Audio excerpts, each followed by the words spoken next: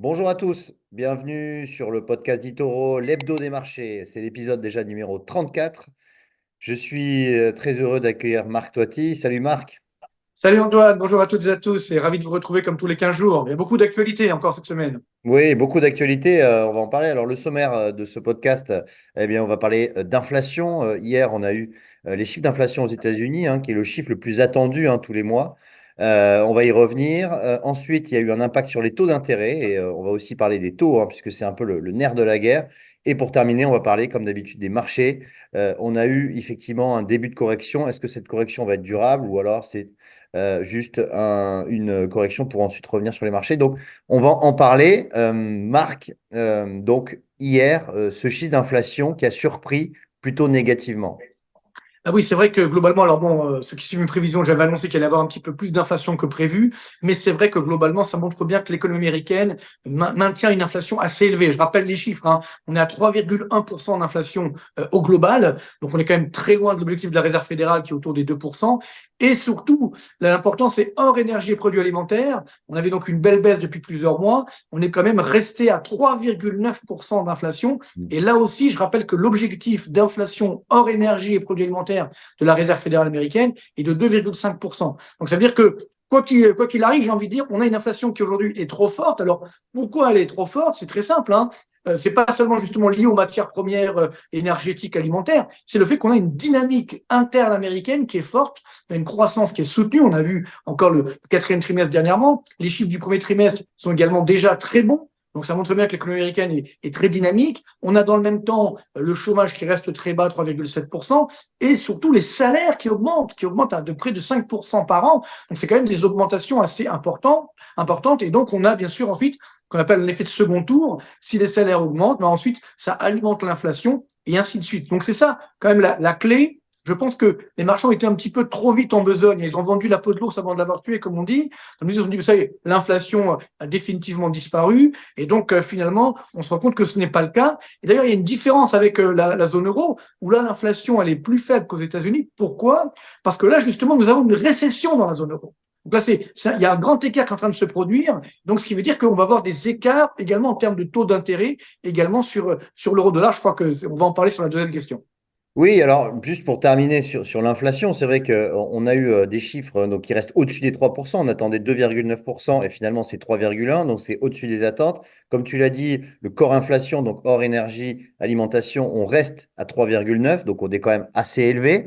Et justement, je voulais aussi revenir sur les salaires. Tu parlais des salaires, c'est vrai qu'on l'a vu la semaine dernière. On a eu une hausse, une surprise qui a doublé Mhm. d'ailleurs, une hausse des salaires mensuels. Et donc ça, oui, ça alimente l'inflation et par conséquent, ça fait du coup remonter les taux d'intérêt.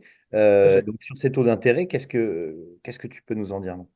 Alors, il y a deux choses, hein. Il y a d'abord effectivement les taux d'intérêt de la Réserve fédérale américaine. Je me souviens, on avait fait une émission sur ce Oui. thème en début d'année où certains économistes voyaient 6 baisses de taux d'intérêt de la Réserve fédérale américaine en disant ça va commencer tout de suite, hein, dès le mois de mars, etc.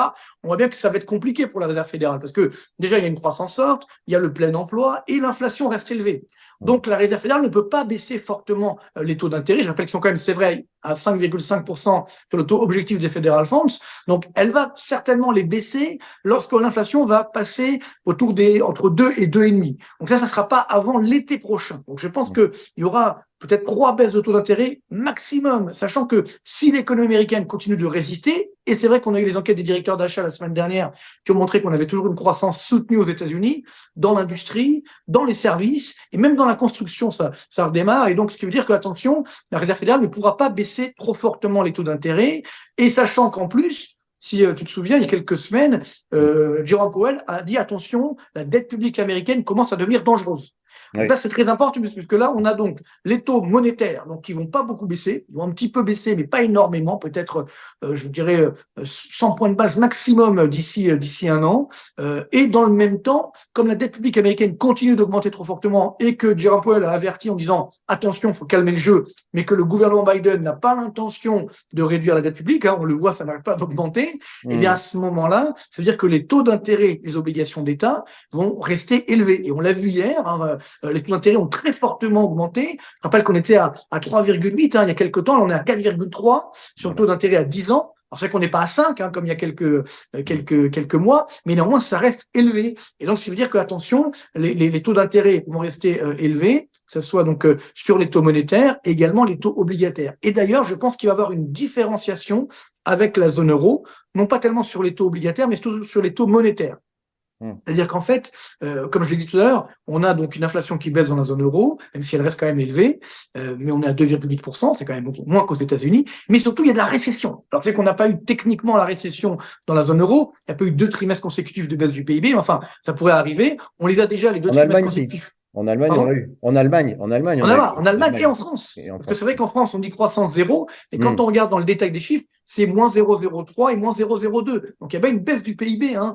également en France pendant 2 trimestres. Donc les deux principales économies de la zone euro sont aujourd'hui donc en récession. Donc l'Allemagne et la France.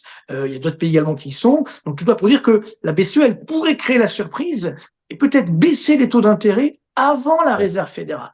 Et alors là, si ça se produit, on l'a vu hier également, l'euro qui a bien baissé, on est autour des 1,07 $ pour un euro maintenant, il pourrait continuer de baisser. Moi, je pense qu'on peut très vite atteindre 1,05 $ pour un euro donc d'ici le printemps Hmm. prochain, printemps-été, peut-être même passer en deçà si jamais la BCE baisse le taux d'intérêt avant, parce que là, il va y avoir la pression, comme il y a de la récession, et surtout le chômage augmente. On a eu hier les chiffres en France. Alors, on nous dit, ah oui, il y a une stabilisation à 7,5% du taux de chômage au quatrième trimestre. En fait, on a révisé à la hausse le chiffre du troisième trimestre, de 7,4 à 7,5. Et si on regarde par rapport à il y a un an, on avait 7,1% de taux de chômage en France. Donc le chômage est bien en train d'augmenter, que ce soit Ouais. en France, également en Allemagne. Et donc là, la BCE, elle peut être tentée justement de rebaisser ses taux d'intérêt plus rapidement que la Réserve fédérale, donc ce qui va alimenter la baisse de l'euro. Simplement, attention, si la BCE, elle ne pourra pas aller trop loin non plus dans la baisse des taux, parce que si elle baisse trop les taux d'intérêt, ça va faire augmenter donc la baisse de l'euro, et donc ça va faire augmenter les pressions inflationnistes importées. Donc ça va Hmm. alimenter l'inflation. Donc c'est pourquoi ne rêvons Alors, pas. Là aussi, comme aux États-Unis, il n'y aura pas de forte baisse des taux d'intérêt de la BCE cette année. justement, donc sur l'euro-dollar, Marc, c'est vrai que ça, depuis plusieurs podcasts, tu nous dis que l'euro va se diriger vers 1,05 et c'est ce qui est en train de se passer. On voit que l'euro-dollar est en train de baisser. Sur les taux d'intérêt, on voit qu'on remonte progressivement. Est-ce que selon toi, on pourrait aller rejoindre finalement les 5% à peu près qu'on a vu sur le taux à 10 ans américain, comme on l'a vu en fin d'année dernière, ou alors ça pourrait se calmer, on pourrait après repartir déjà vers les 4% et au-dessous. Quel est ton... En fait, faut bien se souvenir que les taux d'intérêt des obligations d'État, donc ce qu'on appelle les taux longs, c'est les taux courts plus des primes de risque. Donc là, on l'a vu, les taux courts, les marchés pensaient que ça allait s'effondrer, ça se maintient sur des niveaux élevés. Et après, il y a les primes de risque. Donc sur la croissance, donc plus la croissance augmente, plus la prime de risque augmente. Donc c'est-à-dire que les taux longs augmentent, ce qui est en train de se produire. L'inflation, elle reste élevée, c'est la deuxième prime de risque. Donc là aussi, ça joue à la hausse sur les taux longs. Et surtout, la troisième prime de risque, c'est les déficits publics et la dette publique. Et là, on Hmm. voit ce qui se passe, que ce soit aux États-Unis ou dans la zone euro, ça explose. Alors, c'est vrai que les Américains sont protégés par le rôle du dollar au niveau mondial, mais néanmoins, il y a toujours des pressions qui vont rester sur les marchés obligataires. Et je vous rappelle que nous sommes toujours en inversion de la courbe des taux. C'est-à-dire Oui, ça, que oui, on a toujours des plus taux de 2 ans. courts qui sont supérieurs aux taux longs. Et ça, ce qui est tout à fait anormal. Donc, ça, c'est un signe de récession. Or là, on n'a pas du tout de récession. Moi, je pense qu'on Hmm. peut avoir une surprise, entre guillemets, où les taux longs peuvent remonter effectivement à 5%.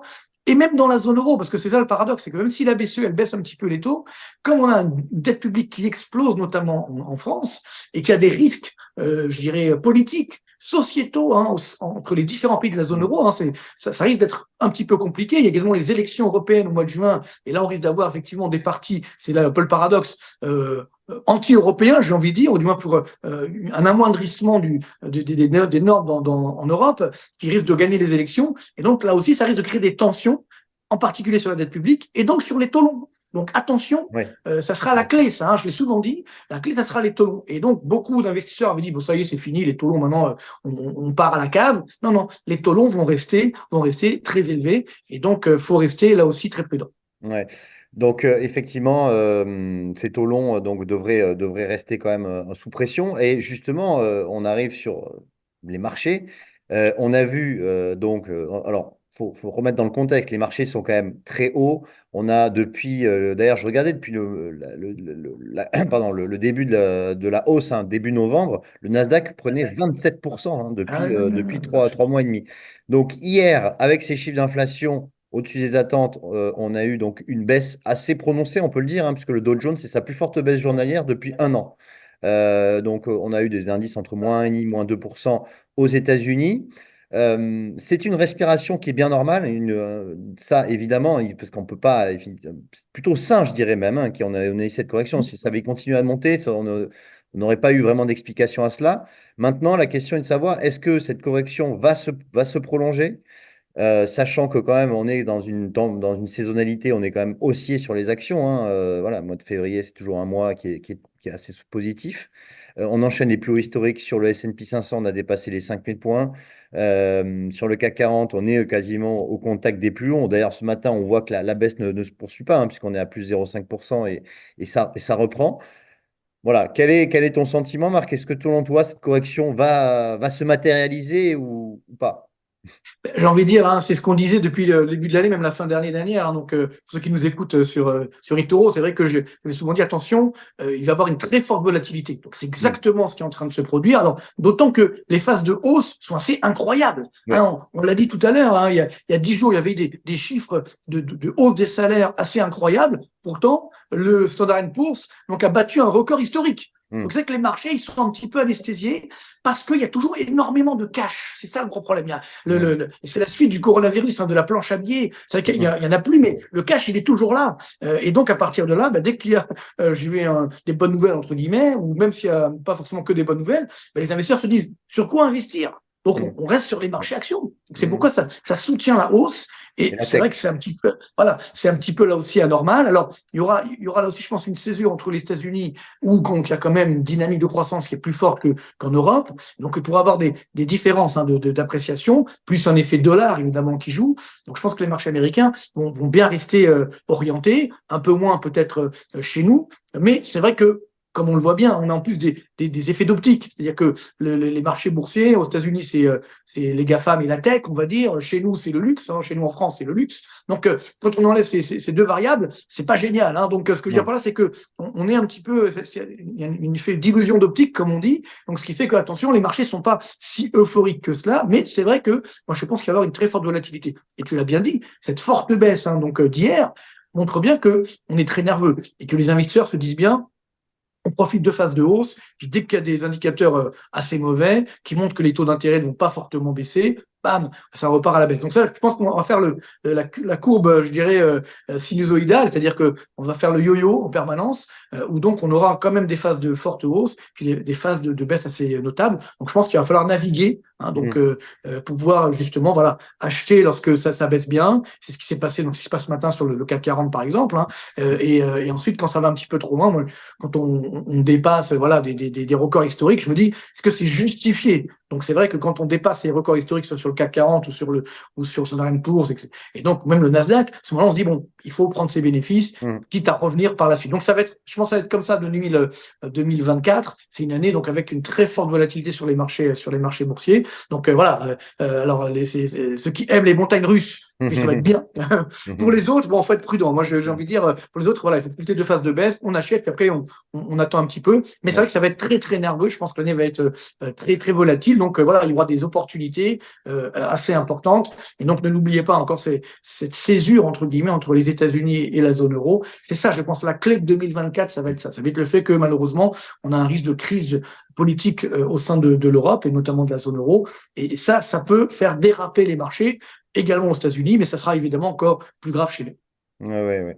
Non, mais pour corroborer ce que tu dis, effectivement, c'est un marché où les traders à un court terme peuvent s'y retrouver puisqu'ils ont quand même des phases de volatilité avec des mouvements assez clairs. Pour ceux qui sont investis plus long terme, évidemment, c'est toujours intéressant d'être investi, mais attention quand même, eh bien, s'il y a une correction profonde, début de correction profonde, il faudrait quand même peut-être ajuster un petit peu, alléger son portefeuille. Mais effectivement, pour terminer, la tech, quand on regarde des Nvidia, on voit qu'Nvidia progresse encore de 60% depuis le début de l'année. On voit qu'on a quand même des performances qui sont euh, un peu démesurées, notamment la thématique IA, hein. Enfin, c'est vrai que dès qu'on dit qu'il y a de l'IA, les actions prennent 50-60%.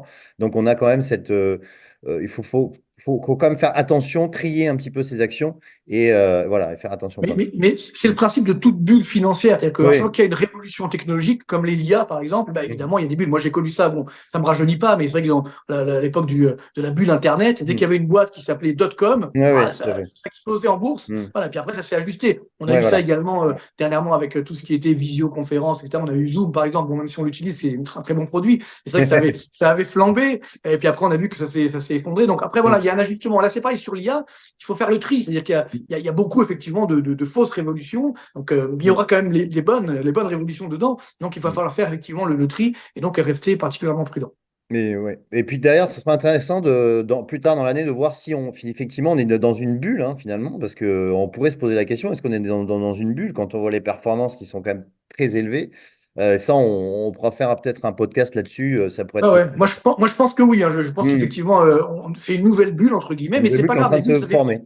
ça fait partie de la vie des marchés, hein, tout simplement. Donc voilà, il Ouais. faut simplement les identifier, puis ça s'ajustera, puis ça repartira. Voilà, c'est la vie effectivement normale des marchés, mais Hmm. attention, hein, cette bulle, elle est alimentée, comme je l'évoquais tout à l'heure, par un cash qui est toujours Hmm. très élevé. Donc à D'accord. partir du moment où on a moins de cash, et c'est vrai qu'il y a certes, on entend des bruits, je ne sais pas si c'est vrai, mais c'est vrai qu'on entend des rumeurs sur certaines banques en Europe, aux Oui. États-Unis. Ouais. Donc là, ça peut être également un déclencheur, hein, Hmm. comme il y a un an à peu près, donc qui pourrait évidemment faire dévisser le marché durablement, quitte à Hmm. remonter par la suite. Mais bon, on sera là pour évidemment Bon, vous donner les détails. bon, merci beaucoup, Marc. Avec plaisir, Antoine. Merci à À vous de nous bientôt. avoir écoutés. N'hésitez pas à liker si ça vous a plu ou suivre eh bien, eToro France, notre compte YouTube. Quant à moi, je vous dis à la semaine prochaine pour un nouveau podcast. Salut! Bye.